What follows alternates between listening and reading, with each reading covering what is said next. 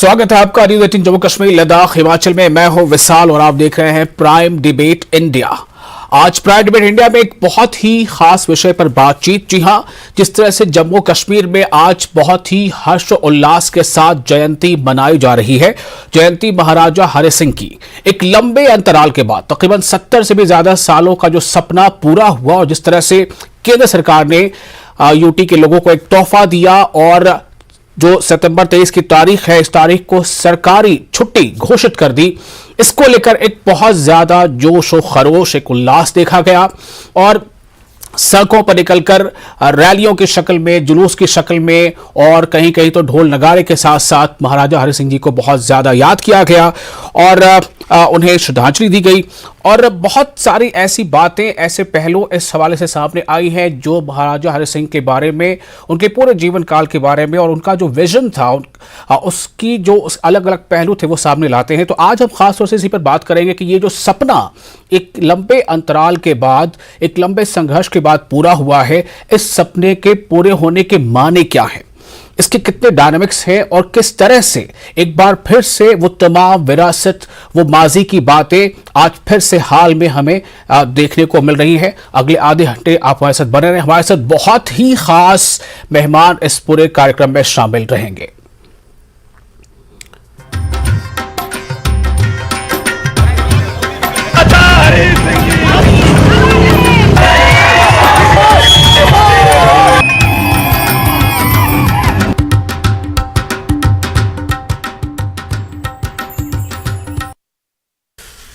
तो जो आज की तारीख है वो बिल्कुल एक ऐतिहासिक हो चुकी है और इस तरह से आज हर्षोल्लास के साथ महाराजा हरि सिंह की जयंती मनाई गई। हम सबसे पहले आपको बता दें कि हमारे साथ जो मेहमान जुड़ रहे हैं बहुत ही खास है। जी हां, हमारे साथ मौजूद हैं डॉक्टर करण सिंह, जिन्हें हम महाराजा करण सिंह के नाम से भी जानते हैं और वो एक पॉलिटिशियन है, राजनीतिज्ञ हैं और काफी लंबा उनका अनुभव है समाज का और उन्होंने वो अपर हाउस में भी रहे हैं, पार्लियामेंट के लोअर हाउस को में भी उन्होंने नुमाइंदगी की है। तो चूंकि ये सबसे बड़ी पहचान जो ये है वो कि महाराजा हरि सिंह के आप जो है बेटे हैं। तो डॉक्टर करण सिंह साहब का बहुत बहुत स्वागत है न्यूज़ 18 जम्मू कश्मीर लद्दाख हिमाचल के इस कार्यक्रम में। इसका नाम है प्राइम डिबेट इंडिया। सर, मैं सबसे पहले तो आपको बहुत सारी बधाइयां। जाहिर है आपके चेहरे से यह जाहिर हो रहा है कि आप आज कितना खुश हैं।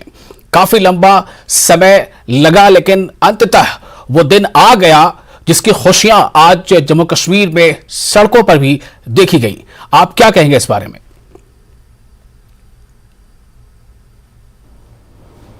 मैं तो कहूँगा यही कि बहुत आज खुशी का दिन है, क्योंकि पिताजी के साथ कभी न्याय नहीं हुआ पूरा, न इतिहास ने किया न राजनीति ने किया। तो आज उनके जन्मदिन के ऊपर जो छुट्टी है, अवकाश है, उसको लोग बहुत पसंद कर रहे हैं और हम तो बड़े पसंद है कि हमारे परिवार, हमारे दोनों बेटे अपर हाउस में थे, उन्होंने वहाँ पारित भी करवाया रेजोल्यूशन, लेकिन फिर आगे नहीं चलाया किसी ने। आज वो पूरा हो गया, बड़े संघर्ष के बाद हुआ, ऐसे नहीं हुआ, काफी संघर्ष किया, खासतौर पर युवा राजपूत सभा ने और अन्य सब धर्मों ने और सब वर्णों ने इकट्ठा मिलकर ये काम किया। तो हमें इस बात की बड़ी प्रसन्नता है। आपने तो नाम ले ही लिया, फिर भी मैं एक बार फिर आपसे सवाल पूछूंगा कि आप इसका श्रेय किसे देना चाहेंगे? और जाहिर है कि जब कोई बहुत अच्छा काम हुआ है तो उस अच्छे काम के लिए जिन लोगों ने बहुत सारे संघर्ष की, बहुत कोशिशें की और लंबे समय तक की, तो फिर से आप किन किन लोगों को याद करना चाहेंगे, किन किन संगठनों को याद करना चाहेंगे जिन्होंने इस कामयाबी को हासिल किया? देखिए, अब संगठन, देखिए ये तो बहुत बात, कई वर्षों से ये बात चल रही है। जैसे मैंने कहा, मेरे दोनों बेटे विक्रमादित्य और अजातशत्रु लेजिस्लेटिव काउंसिल में थे और उन्होंने वहां एक रेजोल्यूशन भी पारित करवाया। कई वर्ष हो गए उसको, लेकिन तो फिर आगे चली नहीं बात। इस बार जो संघर्ष हुआ तो हमें ये जानकारी है कि उसमें युवा राजपूत सभा ने अग्रसर होके और उसमें शामिल हुए थे वो, और काफी लाठियां भी खाई, काफी धक्के भी खाए जी। और काफी देर से ये संघर्ष चल रहा था। जी। मैंने भी अंत में फिर एक वक्तव्य भी दिया और प्रधानमंत्री मोदी जी को पत्र भी लिखा जी। और वो 3 दिन पहले लिखा था। तो श्रेय तो सब जम्मू के लोगों को जाती है जिन्होंने इसमें शिरकत की, और मोदी जी को भी हम धन्यवाद देते हैं, और हमारे जो मनोज जी हैं उपराज्यपाल उनको भी देते हैं, सबको देते हैं। श्रेय किसी एक दल का, राजनीतिक दल का नहीं है, इसमें समाज का श्रेय है। समाज का श्रेय है। वैसे तो कहावत है कि देर आयत दुरुस्त आयत, लेकिन फिर भी मैं ये जानना चाहूंगा कि क्या आपको अब भी ये लगता है कि जो फैसला आया, जो खुशियां आई, वो काफी देर से आई?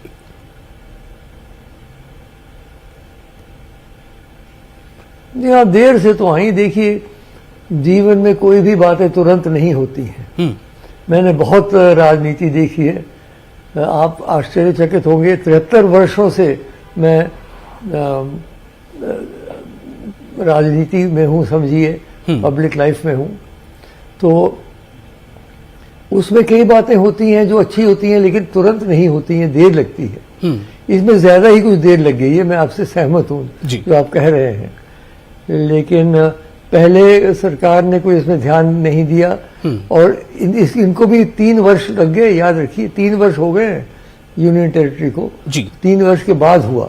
लेकिन जो, जैसे आपने कहा, देर आयत दुरुस्त आयत, उसी को लेके हमें चलना चाहिए। अब बिल्कुल आगे की तरफ देखना चाहिए, पीछे देखने से कोई लाभ नहीं है।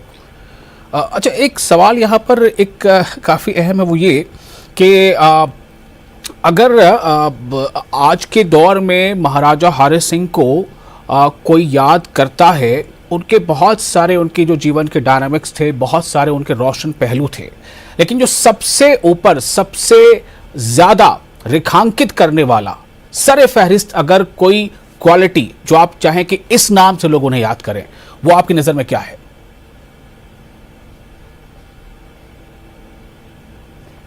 देखिए, उन्होंने बहुत सारे कार्य किए हैं। एक तो हस्ताक्षर किए इंस्ट्रूमेंट ऑफ एक्सेशन पे, वो सबसे ऐतिहासिक घटना थी। लेकिन जब वो उनके राज्य में, उन्होंने बहुत सारी बातें। एक तो जितने धर्मार्थ के मंदिर थे, सबको उन्होंने दलितों या हरिजनों के लिए खोल दिया, जो बहुत बड़ी बात थी, प्रगतिशील कदम था। उस वक्त भारतवर्ष के कई, आज भी शायद कैसे कई स्थान होंगे जहां दलितों को स्वागत नहीं किया जाता, उन्होंने खोल दिया। और पंडित देवराज जी थे राजगुरु, उन्होंने इनकार किया, तो पिताजी ने उनको, अच्छा आप हटिए, उनके भाई को बुलाया, पंडित बालकृष्ण को, पंडित जी आप मानते हैं तो अच्छा, नहीं तो आप भी जाइए। उन्होंने कहा नहीं महाराज, मैं मान जाता हूँ। तो वो एक बहुत प्रगतिशील कदम था जी। कश्मीर में बेगार की दुष्ट परंपरा थी, फॉर्स लेबरी, वो उन्होंने समाप्त की।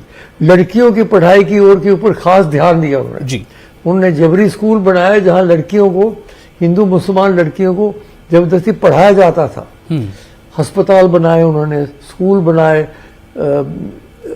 हाई कोर्ट स्थापित किया, हाई कोर्ट नहीं हुआ करता था, जम्मू कश्मीर बैंक स्थापित किया। तो बहुत सारे कार्य किए उन्होंने। सबको मिला के अगर हम देखें तो एक समाज सुधारक। और एक राजपूतों की बात खास तौर पर बताएं, राजपूतों में एक दुष्ट परंपरा ये थी कि जो लोग हल बहाते थे अपने हाथों से, उनको एक द्वितीय श्रेणी का माना जाता था जी।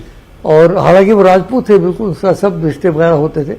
लेकिन तो पिताजी ने क्या किया कि अमरभाल, जहां कल हमारे पुत्र ने बड़ा जलसा किया था, आपने शायद देखा होगा, अमरभाल जो हमारा बड़ा भवन है वहां, उसके जो बाहर लॉन है, वहां उन्होंने राजपूत सभा बुलाई और अपने हाथ में खुद हल चलाई, हल लेके चलाई, उनको दिखाने के लिए कि हल चलाने में कोई वो छोटा नहीं होता है आदमी, बल्कि उसकी इज्जत करनी चाहिए। इस प्रकार के प्रगतिशील विचार थे उनके जी। आपने अभी जिक्र किया कि जो सबसे पहली चीज जिसके लेकर उन्हें बहुत ज्यादा उनका स्मरण होगा, उन्हें लोग याद करेंगे, वो है कि किस तरह से भारत में उन्होंने विलय कराया, उस दस्तावेज पर हस्ताक्षर किए। मैं ये जानना चाहता हूं कि उस वक्त के हालात और परिस्थितियां कैसे थी, और वो क्या चीज थी, किस तरह की बातें थी, किस तरह की सोच थी जिन्होंने महाराजा हरि सिंह को इंस्पायर किया कि वो हस्ताक्षर करें। क्या हालात थे और उसके बाद के क्या हालात थे? देखिए, ये तो बहुत लंबा ऐतिहासिक प्रश्न पूछ लिया आपने। मैंने इसके बारे में अपनी आत्मकथा में बहुत कुछ लिखा हुआ है, ऑटोबायोग्राफी में। जी अब इस समय तो संक्षेप में ही बोल सकूंगा। जी जी जी। उस समय हमारे राज्य के ऊपर हमला हो चुका था। जो कबायली थे वो हमला करते करते उन्होंने बारामूला में उन्होंने कत्लेआम किया, वहाँ और शेरवानी को भी मारा गया। ब्रिगेडियर राजेंद्र सिंह को पिताजी ने भेज रखा था उड़ी में, और वो लास्ट मैन लास्ट बुलेट लड़ने के लिए, और वो भी 100 फौज लेके, डोगरा फौज लेके उन्होंने 48 घंटे उनको रोक रखा। और अगर वो नहीं रोकते तो ये हमारा अगर एयरपोर्ट श्रीनगर का जो है, अगर वो उनके हाथों में पड़ जाता तो परिस्थिति भयंकर हो जानी। शार्क टैंक तक पहुंच गए थे। तो पिताजी उन दिनों में ये कम्युनिकेशन नहीं होती थी इमीडिएटली, कुछ देर से पता चला। महुरा भी उन्होंने ले लिया, अंधकार हो गया सारा। तब पिताजी ने कहा कि अब तो एक ही तरीका है राज्य को बचाने का, वही है कि भारत सरकार की मदद ली जाए। उतनी देर तक पहले उससे उन्होंने पत्र लिखा था लॉर्ड माउंटबैटन को, इंस्ट्रूमेंट ऑफ एक्सेशन के साथ। उसमें आप पढ़ लीजिए कि उनकी मनस्थिति क्या थी। लेकिन इस हमले के बाद स्पष्ट हो गया था उनको कि भारतवर्ष ही हमें बचा सकता है। तब उन्होंने भारतवर्ष से कहा कि हमारी मदद करो। तो कहा गया कि आप मदद कैसे कर सकते हैं, आप जब तक भारतवर्ष का है ही नहीं हिस्सा। तो उन्होंने उस कमरे में नहीं, उस महल में, मैं भी था जम्मू में, जब 26 अक्टूबर को उन्होंने हस्ताक्षर किए जी, और वीपी मेनन आए और वो ले गए। तो वो परिस्थितियां बड़ी भयंकर थी उस समय। उस समय गांव जल रहे थे, हाहाकार चारों ओर मची हुई थी। भारतवर्ष का विघटन हो गया था 15 अगस्त को, ये अक्टूबर की बात है जी। और आप तो जानते हैं पंजाब का बंटवारा हुआ, लाखों लोगों की जाने गई, कत्लेआम हो रहे थे और करोड़ लोग अपने घर को छोड़ के भाग रहे थे।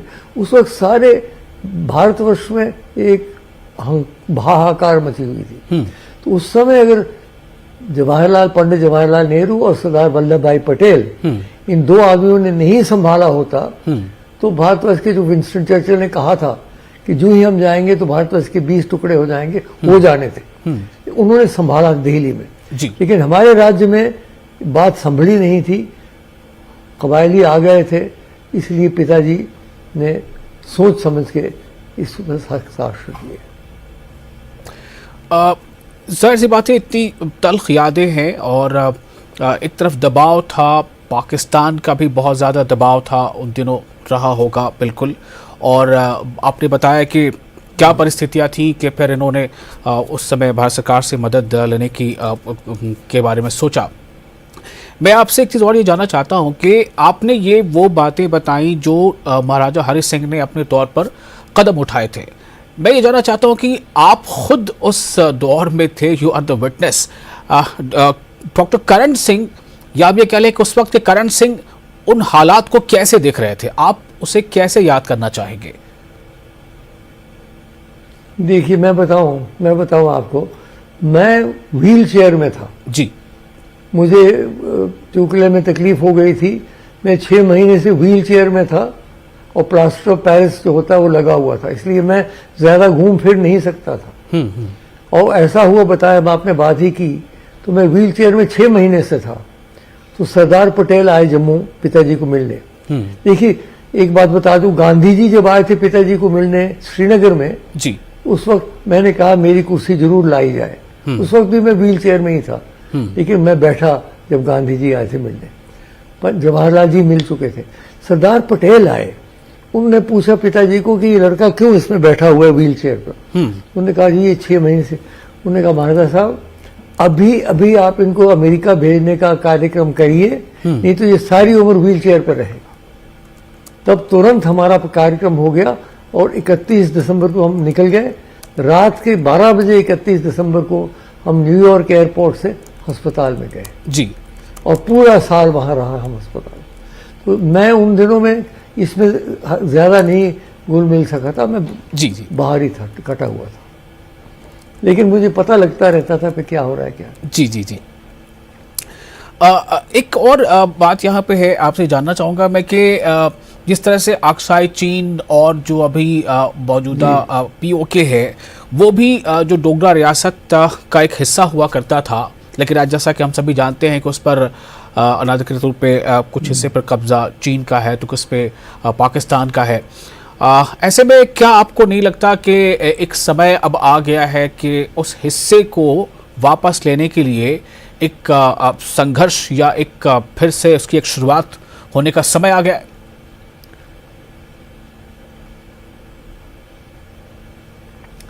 अब हाँ, समय तो आ सकता है, जब भी समय होगा तो कर सकते हैं। इसमें राजनीतिक ढंग से ही करना पड़ेगा जी। दोनों से युद्ध करके अब फिर से बात बनती नहीं है जी। हालात बड़े नाजुक हैं, न्यूक्लियर वेपन सबके पास है, लेकिन अवैध जो उन्होंने किया है कब्जा जी। उसके बारे में आवाज तो उठानी चाहिए। हाँ। एक विचार ये भी आया है कि जो पीओके के लोग वहां थे उनके लिए हमने अपनी असेंबली में सीटें रखी हुई हैं, तो वो सीटें कम से कम भर दें वहां के जो लोग रहते थे तो वो अच्छा रहता। अभी डिलिमिटेशन हो रही है, चुनाव होने वाले हैं, लेकिन उनको शायद भरा नहीं गया है। तो कम से कम राजनीतिक ढंग से हम ये तो कह सकते हैं कि भाई उन लोगों को भी हम यहाँ शामिल कर रहे हैं। बहुत सारे लोग रेफ्यूजी बन के आए हुए हैं। अक्सर चीन में तो कोई आबादी थी नहीं, तो वहाँ के लोगों का प्रश्न नहीं उठता, तो लेकिन वो भी एक अलग मसला है, पाकिस्तान के साथ अलग मसला है। दोनों का हमारे ही राज्य के कारण दोनों के साथ संघर्ष हुआ है। सर, एक सवाल यहाँ पर यह भी है कि कश्मीर को लेकर पाकिस्तान और हिंदुस्तान में कई बार जो है हालात बड़े नाजुक से बन गए, कई बार युद्ध जैसी स्थिति आ गई, कई बार छोटे स्तर पर ही से युद्ध भी हुए, लेकिन सवाल ये है कि और इस पूरे दौरान में कश्मीरियों का, जिस तरह से कहते हैं कि चनाब में दरिया जहलम में पानी बहता रहता है, कश्मीरियों का खून भी बहुत बहा। मैं सिर्फ एक लफ्ज़ कश्मीरी इस्तेमाल कर रहा हूँ, तो आप कैसे देखते हैं इसके? क्या आप बहुत दर्द महसूस करते हैं कि हालात कब पूरी तरह से साजगार हो जाएंगे और ये जो कश्मीर में हलाकतें हो रही हैं, चाहे कोई भी किसी को मारे, जो भी हालात बन रहे हैं, आप कैसे देखते हैं इसे? पिछले 75 वर्षों में जब से हमारा इल्हाक हुआ, 73 वर्ष हो गए हैं, तो कश्मीर के हालात पहले तो ठीक थे, लेकिन वो फिर बिगड़ते बिगड़ते वाकई बड़ा कष्ट है। और उनको लोगों को बताया गया कि ये करेंगे वो करेंगे, और बहुत नौजवान मारे गए। बहुत दुख की बात है कि कश्मीर में हम देखते हैं कि बहुत कब्रिस्तान बन गए हैं, बहुत सारे नौजवान मारे गए, मुसलमान, और जो पंडित हैं वो सारे के सारे पंडितों को वहां से निकलना पड़ा। तो दोनों तरफ से एक ट्रेजेडी हुई है, एक दर्द भरी कहानी है, और एक इसको याद करके बहुत दुख होता है। अब क्या किया जाए, ऐसे हालात हो गए थे। एक तो ये है कि लोगों के सामने ऐसे दृश्य रखना, ऐसी चीजें रखना कि हम ये देंगे वो देंगे, उससे जो युवा पीढ़ी वाले हैं वो भड़बड़ा जाते हैं और फिर अपनी जान खामखा का गवा देते हैं। तो ये बहुत ही दुख की बात है, दोनों तरफ से बहुत दुख की बात है। एक और सवाल सर यहाँ पे ये है, आपने जिक्र कर लिया कि हमारे राज्य में तो ऐसे कभी नहीं हुआ। जी, भी मुसलमान भी मारे गए, कश्मीरी पंडित भी मारे गए, और इसी से जुड़ा सवाल यहाँ पर है कि जो एक्सोडस के तौर पर जिसे हम सब याद करते हैं, उसका भी अभी जो है वो एक अपने मंजिल तक नहीं पहुँच पाया है, और हर साल ये आवाज़ उठती है कि उन्हें बाइज्जत जो है उन इलाकों में वापस जाने दिया जाए, उन्हें सेफ्टी मिले, सिक्योरिटी मिले। उसको लेकर कई बार अदालतों का दरवाज़ा भी खटखटाया गया है। इसे आप कैसे देखते हैं? क्या जो कश्मीरी पंडित्स हैं, जो वो चाहते हैं कि हमें वैली में वापस जाने का मौका मिले और जिस तरह से वो चाहते हैं उस तरह से मिले, इसका ये जो सफ़र है आप कहाँ तक देखते हैं कि पूरा हुआ है? देखिए, ऐसा है, नहीं पूरा हुआ है, क्योंकि सरकार ने तो वैसे वहाँ उनके लिए घर भी बना रखे हैं जी, वो गेटेड कॉलोनीज भी बना रखी हैं, लेकिन जाते नहीं। अभी तक उनको विश्वास नहीं होता है कि हमारा वहाँ समाज स्वागत करेगा। तो ये एक बहुत संवेदनशील बात है। चले जाएं तो बहुत अच्छा है, क्योंकि कश्मीरी पंडित कम्युनिटी ऐसे, हमने तो जितनी विद्या प्राप्त की सब कश्मीरी पंडितों से की, जितने हमारे प्रोफेसर इत्यादि सब कश्मीरी पंडित थे। और वो लोग जो हैं घर से बेघर हो गए, बहुत सारे तो अलग अलग चले गए, देश सारे भारतवर्ष में भी, विदेश में भी। लेकिन बहुत सारे अभी तक बैठे हैं रिफ्यूजी कैंप में, तो उनके लिए स्थान तो बनाए हैं, लेकिन अभी जाने की बात कुछ चल नहीं रही है। हर दफ़ा सरकार कहती है, जो भी वहाँ सरकार हो, वो कहती है कि हाँ आइए आइए, हमने ये कर रखा है, लेकिन गए नहीं। ये पिछले 3 वर्षों से भी कोई, मुझे नहीं लगता है कोई खास गए जी। तो ये एक पता नहीं कब होगा ऐसा माहौल जिसमें कश्मीर पंडित वापस जा पाएंगे, कहना कठिन है। बीच में टारगेट किलिंग का एक बार फिर से दौर शुरू हुआ था, अभी हालिया दिनों भी आपने बिल्कुल महसूस किया होगा, और ऐसा लग रहा था कि जैसे हालात बनते बनते फिर बिगड़ तो नहीं रहे। जी जी। तो सवाल यही है कि देखिए, वो तो उनकी जी हाँ। उनकी चाल है। जब भी थोड़े हालात थोड़े मामूल पे होते हैं, जी, जब भी हालात मामूल पे होते हैं, तो कोई ना कोई ऐसी घटना कर देते हैं लोग, जिससे कि फिर एक माहौल बिगड़ जाता है। क्या किया जाए? ये तो पुरानी एक स्ट्रैटेजी है बाकायदा। तो सरकार कोशिश तो कर रही है हर एक को सिक्योरिटी देने। हाँ, लेकिन एक सवाल यहाँ पर यह भी है कि हालिया दिनों कश्मीर में कुछ तब्दीली नजर आ रही है। जैसे आपने अभी देखा और सुना होगा कि किस तरह वहाँ मल्टीपर्पज सिनेमा हॉल्स पुलवामा में हो या शोपियां में हो या फिर श्रीनगर में मल्टीप्लेक्स जो है वो खुले हैं। इसे आप किस तरह देखते हैं? क्या ये वाकई ये बता रहे हैं कि देखिए वादी में हालात बिल्कुल बेहतर हो रहे हैं, और क्या आने वाले दिनों में आप और बदलाव देखते हैं इस कड़ी में आगे? ऐसा इस वर्ष खुदा के फजल से, भगवान की कृपा से लाखों टूरिस्ट आए कश्मीर में। जो पिछले 2-3 साल में कश्मीर करीब करीब इक़्तिसादी तौर पे बहुत कमजोर हो गया था, अब फिर से टूरिस्ट आने लगे। देखिए, हमारे कश्मीर वादी की बात अगर हम करें तो एक तो टूरिज्म, दूसरा हॉर्टिकल्चर, अपने जो सेब इत्यादि है, और तीसरा हैंडीक्राफ्ट, तो शॉल और कार्पेट, 3 ही चीजें वहां है हमारी। और वो जब टूरिस्ट आते हैं तो तभी वो पनपते हैं। तो 2 साल 3 साल तो बहुत तकलीफ रही कश्मीरियों को। इस साल कुछ लोग आए हैं, और उसके बाद अंत में अब इसी साल ये जैसे आप कह रहे हैं सिनेमा भी खुलने लगे हैं, तो लग रहा है कि मामूल पे कुछ ना कुछ हालात आ रहे हैं। हम आशा यही करते हैं। एक और बात मैं बताऊं, डल लेक हर साल बिगड़ता जा रहा था। इस साल मैंने देखा पहली बार डल लेक को साफ किया गया। ये भी एक बहुत बड़ा कारनामा, क्योंकि मेरा घर तो डल लेक को ही देखता है, बचपन से वहीं रहा हूं। तो डल लेक की जो मृत्यु होती जा रही थी, उसको देख के मुझे बड़ा दुख होता था। इस वर्ष मुझे पहली बार तसल्ली हुई कि नहीं, डल लेक अब बच गया। छोटी बात लगती है, छोटी नहीं है जी। डल लेक ही हमारे कश्मीर वादी की एक शान है जी। तो बातें हाँ मामूल पे आ रहे हैं धीरे धीरे। अब हम आगे यही चाहते हैं कि मामूल पे आते रहें, ताकि लोग अपनी आमरोज़मर्रा की जिंदगी वहां आराम से व्यतीत कर सकें। रोज ये जो एक खौफ का एक माहौल बनता है जी दोनों तरफ, वो अच्छा नहीं है लोगों के लिए। कब तक रहेंगे खौफ में लोग?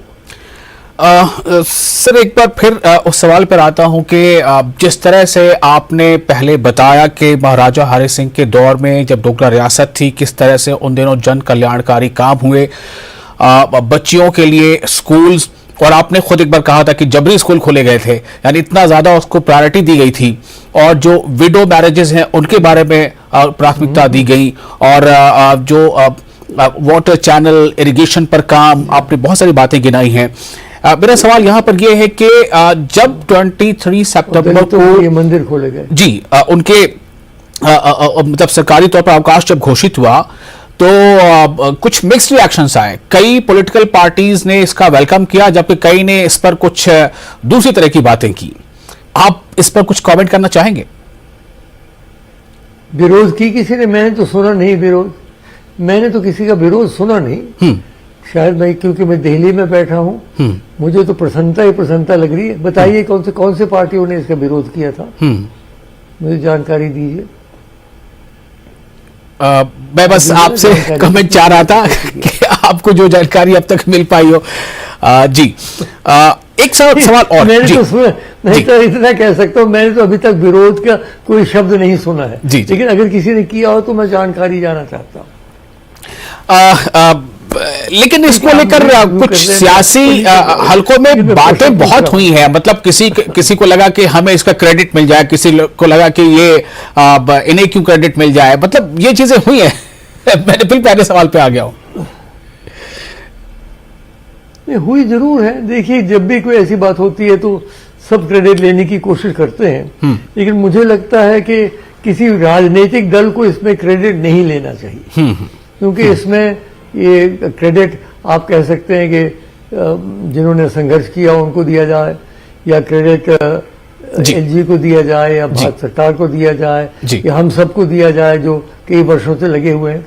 ये क्रेडिट बटा हुआ है। इमीडिएट जो तुरंत था वो तो युवा राजपूत सभा ने काम किया, लेकिन क्रेडिट उनका नहीं था केवल, बड़ी देर से ये बात चल रही थी। ठीक है, और हम सब ने चलाई अपनी तरफ से। बिल्कुल। आखिरी सवाल सर, आखिरी सवाल। छुट्टी सरकारी तौर पर घोषित हो गई है और आज जो जिसे हम कह सकते हैं कि मेडन जो हॉलीडे था वो आज बहुत जोशो खरोश के साथ मनाया भी गया, लेकिन आप इस छुट्टी का मतलब लोगों को क्या बताना चाहते हैं? क्या छुट्टी का मतलब क्या है? ये एक सिंबल जरूर है, लेकिन इसका मतलब क्या है, संदेश क्या होना चाहिए इसके पीछे? इसका संदेश ये है कि जो महाराजा हरि सिंह जी ने जो काम किए थे उनकी कुछ कदर होनी चाहिए और उन्हीं काम को आगे बढ़ाना चाहिए।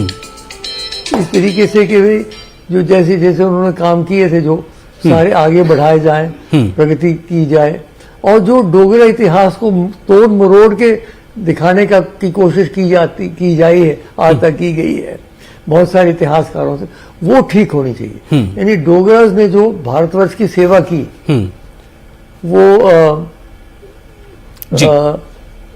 बहुत बड़ी बात है। देखिए, बाकी बहुत सारे लोग लड़े, बड़े बड़े योद्धा हुए, महाराणा प्रताप हुए, छत्रपति महाराज हुए, लेकिन हमारी कम्युनिटी थी जिन्होंने भारतवर्ष की सरहद को बढ़ाया। जी हाँ, ये गिलगित बल्तिस्तान लद्दाख इत्यादि भारतवर्ष के हिस्से नहीं थे। ये तो हमारी वजह से जो हजारों डोगरों ने हिमाचल और जम्मू की जो हमारी फौज थी और जनरल जोरावर सिंह जैसे जो योद्धा थे, उन्होंने जब कुर्बानियां दे के ये इलाके फतह किए, इसलिए ये भारतवर्ष का हिस्सा हुए। तो मुझे लगता है कि हमें विशेष क्रेडिट जो है डोगरा राज्य को मिलना चाहिए, और हमारा जब तक राज्य रहा तो जितने खित्ते थे, गिलगित बल्तिस्तान लद्दाख कश्मीर जम्मू, सब बड़े आराम से रहते थे। फिर हालात बिगड़ गए सारे बड़े शरीर में। तो इसका संदेश आप ये मैं कंक्लूड करूं कि ये समरसता और शांति और प्रगति, रचनात्मक कार्य हो। जी हाँ, समरसता और भाईचारा, हम आहंगी जी, और एक तरफ से हर कौम हर मजहब के लोग खुशरूबी से एक दूसरे के साथ रहे जी, यही उनका संदेश है जी, और ये इसी पे चलना चाहिए। बहुत बहुत शुक्रिया आपका डॉक्टर करण सिंह साहब, न्यूज़ 18 जम्मू कश्मीर लद्दाख हिमाचल से एक्सक्लूसिवली बात करने के लिए, और इतिहास के पन्नों में जो दबी सच्चाई है उसे बहुत कम वक्त में बहुत ज़्यादा विस्तार से बताने के लिए बहुत शुक्रिया आपका। तो अब फिलहाल समय हो गया है एक छोटे से ब्रेक का। हम जल्द हाजिर होंगे, लेकिन इसी विषय पर कुछ और बहुत ही खास मेहमानों से आज बातचीत करेंगे।